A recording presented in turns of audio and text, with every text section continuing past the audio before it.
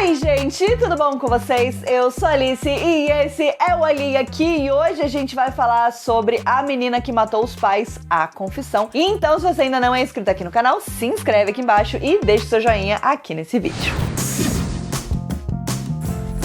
A Menina que Matou os Pais, A Confissão é o último filme da trilogia A Menina que Matou os Pais, que conta a história dos crimes cometidos pela Suzanne von Richthofen e pelos irmãos Cravinho. A gente tem vídeo aqui no canal dos dois primeiros filmes, né? A Menina que Matou os Pais e O Menino que Matou os Meus Pais, que são os dois filmes que vão contar, né, a história de como esse crime foi planejado e como ele aconteceu na visão da Suzanne e na visão do Daniel e as diferenças e as discrepâncias entre as duas histórias e a forma com que os dois, né, construíram essa narrativa quando eles estavam sendo julgados. Mas uma coisa que, né, deixa aquela pulga atrás da orelha quando a gente assiste esses dois primeiros filmes, beleza, então esse aqui é o como, né, é o porquê. E aí, o que acontece depois disso, né? Os dois filmes, eles contam a história e eles obviamente mostram a conclusão, que, enfim, se você tá minimamente ligado aí nesse caso, você já sabe, né, que a Suzanne e os Cravinho são culpados, foram presos,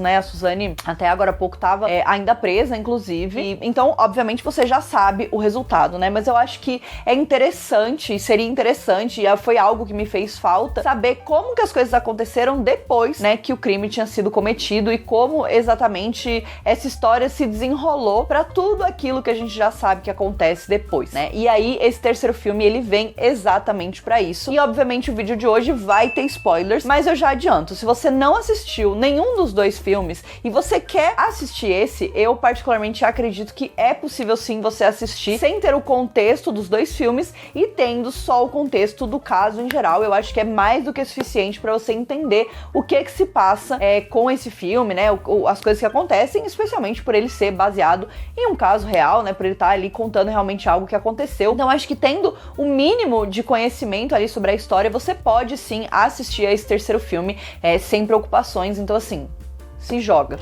Talvez, né, eu esteja com problemas de memória, mas eu acho que a sensação que eu fiquei é que eu gostei mais desse filme do que dos dois primeiros. Eu gostei muito dos dois primeiros, eu acho que eles trazem ali uma história muito interessante no sentido da forma com que eles resolvem construir essa história, né, do fato da gente ter as duas visões, da gente ter essas discrepâncias e da gente ver como tanto a Suzanne, quanto o Daniel, quanto o Christian, quanto, enfim, outros personagens são retratados de acordo com as intenções, né, do nosso narrador, que no caso, tanto da Suzanne quanto do Daniel, são narradores não confiáveis, ou seja, são personagens, que no caso são pessoas, né, mas assim, são vozes narrativas que a gente não pode confiar 100%. Mas eu acho que eu até cheguei a falar isso no vídeo, eu sinto que quando a gente assiste os dois filmes, um seguido do outro, tem algumas partes que acaba sendo mais cansativo, então a ideia é muito legal, a execução poderia ter um trabalho ali um pouco maior, porém, eu acho que obviamente o grande destaque são as atuações que são muito boas, e nesse terceiro filme a gente continua tendo atuações fantásticas, tanto da Carla Dias, quanto do Léo Bittencourt, quanto do Alan Souza, que faz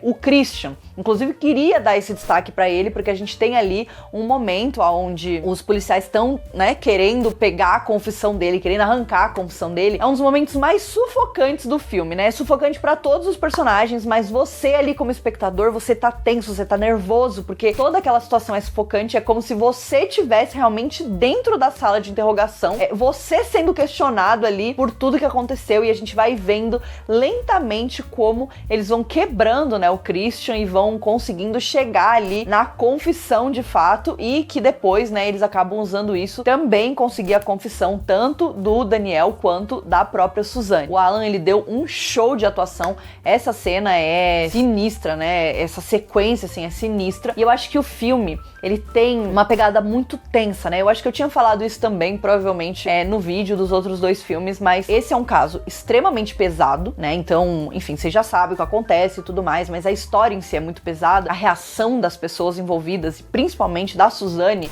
deixa as coisas ainda mais difíceis de você lidar, porque é inacreditável algumas coisas que ela faz, alguns jeitos que ela reage, é tudo bem complicado. Só que o filme, ele traz esse peso e essa tensão de uma forma que não é necessariamente sendo super gráfico em relação à violência, porque afinal de contas são mortes violentas. Então o filme ele não se baseia nisso, e eu acho que isso é legal, porque ele não precisa disso. Ele não precisa dessa espetacularização do caso, trazer o nosso interesse pra manter a gente conectado ali naquela história. Eu sinto que o filme ele vai navegando a gente muitos momentos ali, né, daquela história, daquela situação. Então, desde esse primeiro momento onde o crime acontece, que a gente tem uma recapitulação ali, né, no começo do filme, o logo após, né, que a Suzane, ela já tava tranquila, né, ela já tava assim, quero vender os carros e tal, e ela fala coisas extremamente absurdas. Na hora que você tá vendo o filme, é engraçado até, de tão absurdo que é, né, é uma risada de nervoso mesmo, que você dá ali, você fala, não é possível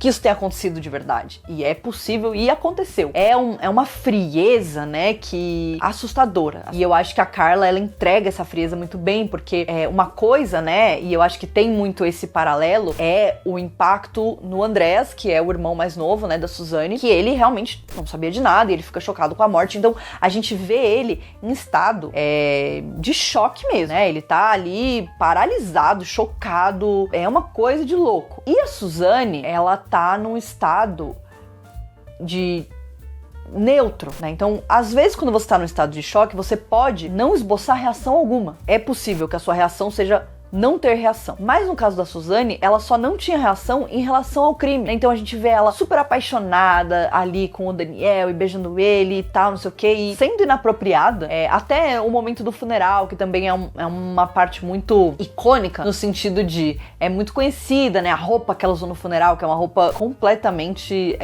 não combina com a situação, né, parece que ela tá indo na padaria, parece que ela tá indo na lan house, sabe? Mas definitivamente não parece que ela tá indo no funeral dos pais dela. E apesar disso, a gente tem o quê? Ela chorando copiosamente, né? Ela, nossa, desesperada. Então, é uma falsidade que é muito clara. E eu acho que pra Carla Dias chegar nesse ponto é muito difícil, né? Não é um sentimento tão simples assim. Porque uma coisa é você ter sentimentos que talvez sejam mais facilmente compreensíveis. Alegria, tristeza, raiva, medo, né? Mas aqui é uma pessoa tinha que agir como se ela estivesse sentindo aquilo mesmo, né? Então ela tem que transparecer esse sentimento de um jeito falso. Então é muito intenso, né? Eu acho que esses momentos de atuação da Carla são realmente muito impactantes, né? E ela tem muitos altos e baixos no sentido de, assim, a gente tem momentos onde ela tá meio catatônica, mas a gente tem momentos onde ela tá gritando, se esgoelando, se descabelando, a gente tem momentos que ela tá chorando e ainda assim ela tá entregando atuações nos momentos onde a gente vê ela nervosa, né?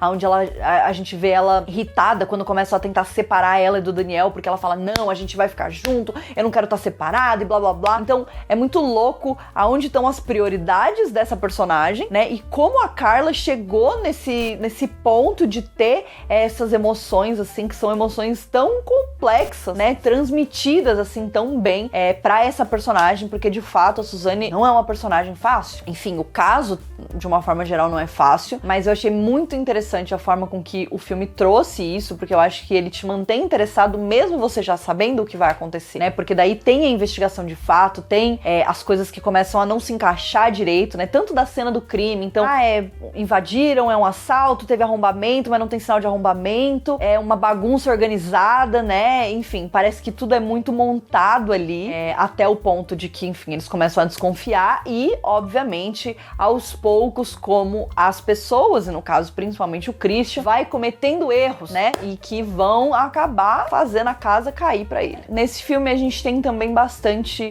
da reação dos pais dos irmãos Cravinho, que eu acho que foi uma das partes que mais me partiu o coração também, né? É o momento em que o pai dele começa a perceber as coisas que estão acontecendo e ele não consegue, ele fala, não, acho que eu não vou conseguir lidar, né? E eu acho que isso também é uma parte interessante da história, porque a gente obviamente pensa muito sobre, né, o que levou ela a fazer isso, o que levou eles a toparem, como tudo isso aconteceu, mas eu acho que o rastro de destruição que esse crime deixou, né, é muito grande. Eu acho que o impacto disso na vida de tanta gente, então, do irmão da Suzane, né, da família deles, do tio que a gente vê, dos pais dos irmãos Cravinho, então, é muito louco, porque com os 2 primeiros filmes, a gente cria uma relação com esses outros personagens. E a gente sabe a tragédia terrível que vai acontecer com eles. Ao mesmo tempo que é interessante, também é muito triste, né? Ver todo esse impacto e esse momento do pós, né? Esse momento da descoberta, esse momento da revelação. Porque, afinal de contas, e eu acho que isso é algo que o filme, esse terceiro filme, ele pega um pouco, mas não tanto. Eu acho que até teria sido interessante se aprofundar até um pouco mais no quanto a mídia caiu em cima, né, desse caso. É óbvio, é um caso chocante, né, mas a mídia cria, né, esse palco ali desse caso, a ponto de que, obviamente, tem esses momentos, como eu falei, icônicos, né, do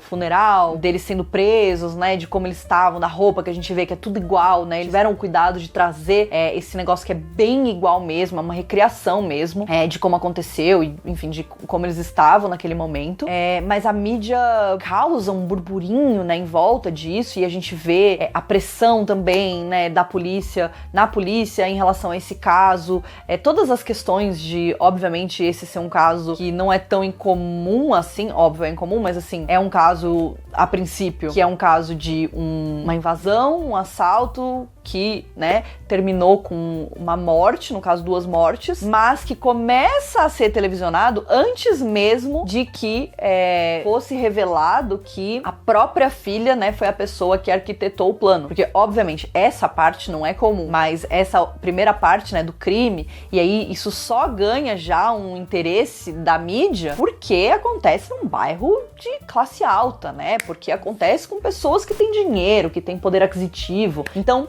eu acho que o filme, obviamente, não era o objetivo dele, então não dá pra dizer que faltou, mas é algo que eu estaria interessada em ver também, desse circo midiático, né, que foi criado em cima desse caso, antes mesmo dele se tornar o caso que se tornou e como ele ainda é isso até hoje, né, como a Suzane ainda vai parar nas notícias, como as pessoas ainda estão ligadas a essa figura, a essa pessoa. Eu acho que tudo isso é muito interessante, teria sido legal, é mencionado ali um pouco por cima, mas teria sido um tópico interessante para ser tratado dentro do filme, mas eu acho que considerando uma trilogia, né, eles claramente não queriam também se estender muito, porque afinal de contas, pra você assistir 3 filmes, eles não podem ser gigantescos, né? Enfim, o filme tem uma duração ali que faz sentido, então eu entendo não ter essa parte, mas entendo também que teria sido muito interessante, já que esse é um filme um pouco mais procedural nesse sentido. Obviamente sobre o crime, mas ele é muito mais sobre os processos ali que a gente vai ter pra chegar na conclusão que a gente já conhece, mas que realmente faziam falta ali nos 2 primeiros filmes. Então eu acho que ele é uma adição excelente pra trilogia e ainda é um ótimo filme que dá pra você assistir individualmente também, se esse for o seu interesse. Então é isso, se você gostou desse vídeo, deixa o seu like aqui, se inscreve no canal. Vou deixar o link também pra vocês assistirem o outro vídeo, que é um vídeo muito legal sobre os 2 filmes. E a gente se vê então no próximo. Um beijo!